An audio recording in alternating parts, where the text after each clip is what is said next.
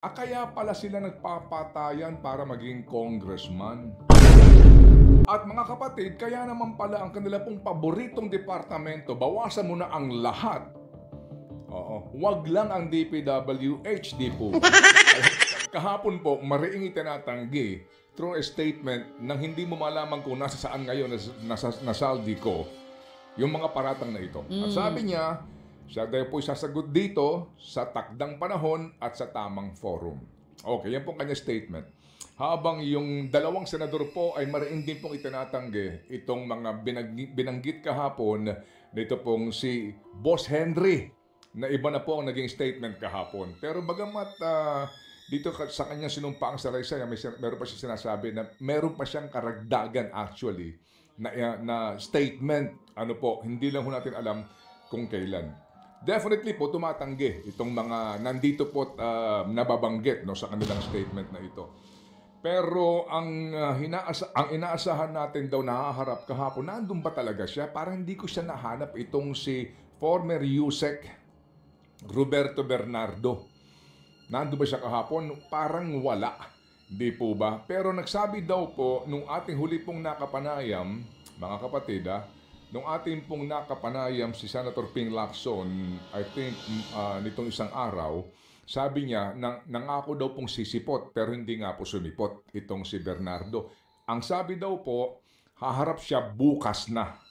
So ngayon, mga kapatid, nagmumula dito kay Bryce Hernandez, tama? And then yung kanyang kasamang JP Mendoza, na kinokontra noon nitong si Boss Henry. Pero si Boss Henry po mukhang nahimasmasan. Alright? Nahimasmasan po at nagsabi nga daw po na magsasauli ng kanyang umano'y mga ninakaw at magsasabi na po ng totoo. Bagamat kahapon po, naobserbahan pa rin po natin na parang meron pa rin siyang binibitin. Alright, anyway. So ngayon, yung boss naman niya na si Yusek Bernardo ang sinasabi po na missing link na naman dito sa mga binabanggit na tao. So hintayin natin bukas kung totoo ba na magsasabi na rin po ng kanyang nalalaman itong si Yusek. Opo, mamaya po hihimayin ko itong kanyang sinumpaang salaysay nitong si Boss Henry Alcantara para maipaliwanag po ang ilang mga issue dito. Pero yun nga mga kapatid, kahapon sa hearing, hindi ko alam kung meron ba kayong panahon kasi baka ho kayo abalang-abala sa paghahanap buhay. Wala ka ng chance manood, makinig, ikaw lamang nakikinig lamang ng balita, di ba, para malaman mo yung gist ng mga pangyayaring ito. Summary na lang. Opo. Mamaya po meron tayong mga importanteng panayam sa issue ito pa rin po. Pero ano ho ang inyong say sa panawagan po mismo ng Malacanang na kapag daw po yung ating ipinaglalabang tama, dapat daw po sa tamang paraan. Okay? So ano ba yung tamang paraan dito ho? Sa paglaban natin sa klarong-klaro na po mga kapatid. Di ba? Sabi ko nga, pwede bang magmura sa radyo? Hindi ho, bawal, di ba? Pwede ka bang magmura sa entablado? Depende kung saan entablado. Nagawa ni Vice Ganda last na protesta, hindi ba? Opo. Pero dito sa atin, bawal. Baka masuspindi ka pa, may ethics ka. Ganun. Mauna ka pang masuspindi at ma-expulsion kay Zaldico pag ginawa mo pero yan. ramdam niyo ho ba yung ngit-ngit sa pangyayaring ito? Hindi po ba? Sabi ko, hindi ko maintindihan, hindi ko maalaman kung paano ako magsisimula dito na ito'y maipaliwanag po sa inyo mga kapatid no? Pero ngayon, ito ang klaro. Di ba? Ngayon, ito ang klaro. Sa statement ng mga taong ito, baka sabihin ninyo, statement pa lang yan. Oo nga.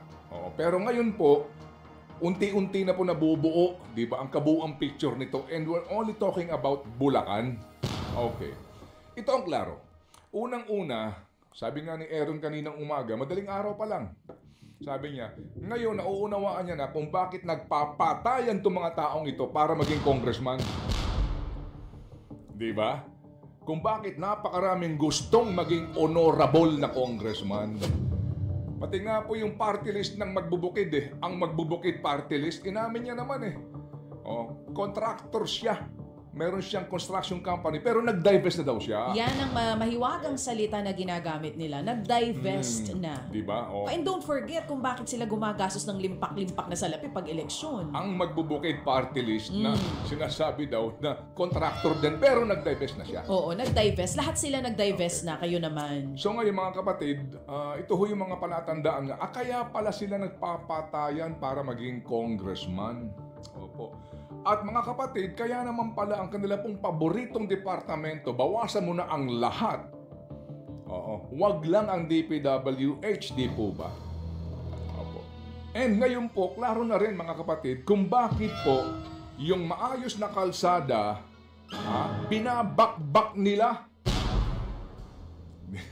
At kung bakit po yung pagkakagawa ng kalsada ang daling masira. Ngayon po, klarong-klaro na mga kapatid, hindi ho ba, kung bakit po ang pagawaing bayan ay substandard. Opo, at klarong-klaro na rin po kung bakit po palaki ng palaki yung budget ng DPWH dahil sabi nga ni Bryce na hindi po naman kinontra ng kanyang mga kasamahan, opo, nag-over-design sila sa adhikain na ma-overprice yung project. Kung 200 kabilya ng baka lang kailangan, dodoblehin nila.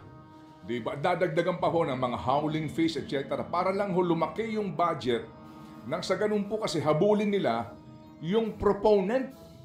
Yung kickback o SOP ng proponents. Yung palang pong sinasabing responsable para nalagyan ng pondo yung distrito. At mamaya nga po, himayin natin ito para niyo maintindihan sa mga pangkaraniwang Pilipino, sa mga nagmamaneho ng taxi ngayon, sa mga magtataho, sa mga market vendor, sa mga retired na mga manggagawa po natin. Yung sinasabi niya, sa NEP pa lang, pagdating ng NEP, pagdating mga kapatid ng GAB hanggang GAA and BICAM. Opo. Yung sinasabing agad na pagbibigay ng komisyon. Kaya nga po ito po yung pong inihatid. Yung pong nandun sa dalawang table, baby girl Yung 579 million pesos na nasa billiard table. Yung daw pong mga picture na iyon, dalawang picture po ito, sa office nila at saka doon sa billiard table. Ang sinasabi po dito po sa sworn statement nito pong si ni Boss Henry Alcantara, ang Sige, go ahead. Ang sinasabi po niya kahapon, yun daw pong 579 million pesos na nakita po natin na bundles of cash na nasa billiard table ay para daw po kay congressman ko. Yun ang sinasabi. Dalawa po ito. Dalawa po itong bundles of cash. Merong 519 million. Okay. Yung isa 579. Yung isa 579. Yun yung nasa billiard table. Okay. Ito po mga kapatid, sabi niya rito, yung unang larawan, 519 million na meron 20% proponent noong 2022. Ito po yung doon sa kanilang opisina, yung mga biyak-biyak na. Pero yung pong pangalawa daw pong larawan, pera ho na nakasalansan sa isang bilyaran ay para po naman sa proponent ng NEP pa lang. 5.79 billion, so kung saan po 10% down payment pa lang. Doon po daw sa proponent na si Zaldico. So ang halaga ay 579 million pesos. Isang larawan pa lang yun. Opo.